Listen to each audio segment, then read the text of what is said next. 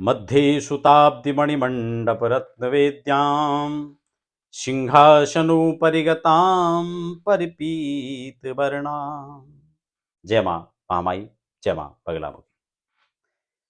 भगवती बगलामुखी जयंती पर आप सबको अग्रिम शुभकामनाएं। मैं हूं आपके साथ देवभूमि ऋषिकेश उत्तराखंड से डॉक्टर आचार्य आशीष।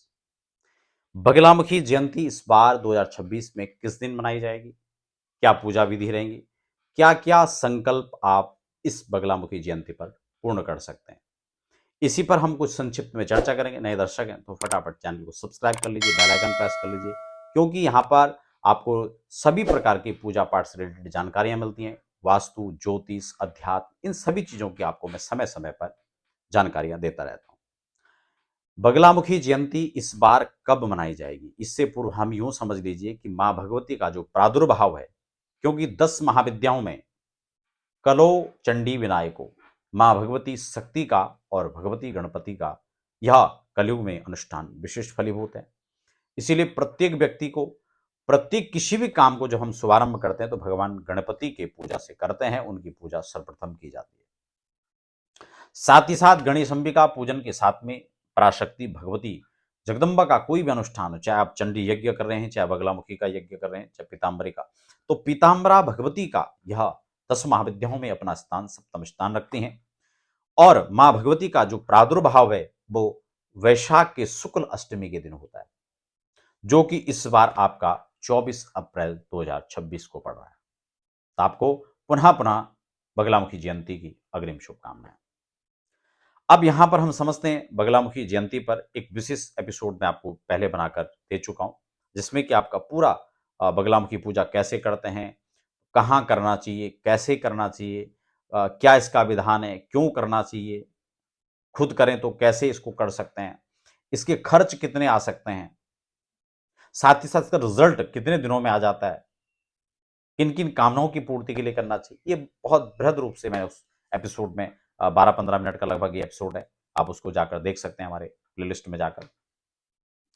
लेकिन भगवती का जो प्रादुर्भाव है ये सौराष्ट्र में हुआ था, जिसे भी गुजरात कहते हैं। वहीं हरिद्रा सरोवर में मां भगवती बगलामुखी का प्रादुर्भाव हुआ था और इसी दिन हुआ था। इसीलिए मां भगवती का यह प्राकट्य उत्सव के रूप में, जिसको आप लोग जयंती शब्द कहते हैं, जयंती तो वैसे देवताओं की तो उचित नहीं है कहना, प्राकट्य उत्सव आप कह सकते हैं। तो इस रूप में भगवती प्रकट हुई थी और भगवती प्रांबिका जो बगलामुखी हैं, पीताम्बरा हैं, कलिकाल में इनका अनुष्ठान, इनका पूजा, इनका जप, इनका होम बहुत प्रभावशाली और चमत्कारी परिणाम देने वाला है। इस बार 24 को पड़ रहा है। भगवती पराशक्ति बगलामुखी का आप कभी भी कोई पूजा पाठ अनुष्ठान करें वो निश्चित रूप से फलीभूत होती है। निश्चित रूप से शत्रुओं पर विजय प्राप्त करना हो, कोर्ट कचहरी किसी प्रकार के मुकदमे चल रहे हो, या फिर कोई अनावश्यक किसी कारणों में रंजिश के तहत किसी ने किसी पर मुकदमा कर दिया, वो कोई जेल चला गया बंधन से मुक्ति पाने के लिए, या फिर किसी भी प्रकार के शत्रुओं पर विजय प्राप्त करने के लिए, खासकर चुनावी दंगल में अपनी सफलता को प्राप्त करने के लिए, अपनी पुनः सत्ता को बरकरार रखने के लिए, एक सुख समृद्धियों के लिए, घर में किसी प्रकार की नेगेटिविटी है, किसी का किए कराए का कोई प्रभाव है, तंत्र बाधा है, तो उसके लिए भी यह भगवती का दिव्य अनुष्ठान किया जाता है। तो आप सबको पुनः अपना बगलामुखी जयंती की बहुत बहुत शुभकामनाएं। अगर आप किसी प्रकार के पूजा पाठ करवाना चाहते हैं, वैदिक वास्तु शांति करवाना चाहते हैं, नवग्रह शांति करवाना चाहते हैं, या बगलामुखी का अनुष्ठान, चंडी पर अनुष्ठान, महामृत्युंजय जप, किसी भी प्रकार के पूजा पाठ आप करवाना चाहते हैं, पितृदोष शांति कराना चाहते हैं, तो उसके लिए आप हमें हमारे अध्यात्म और ज्योतिष पर संपर्क कर सकते हैं। ज्योतिष परामर्श घर बैठे जन्म कुंडली बनाना दिखवाना, इसके लिए भी आप संपर्क कर सकते हैं। फिलहाल के लिए हमें दीजिए इजाजत, आप सबको फिर मिलते हैं। जय महामाई।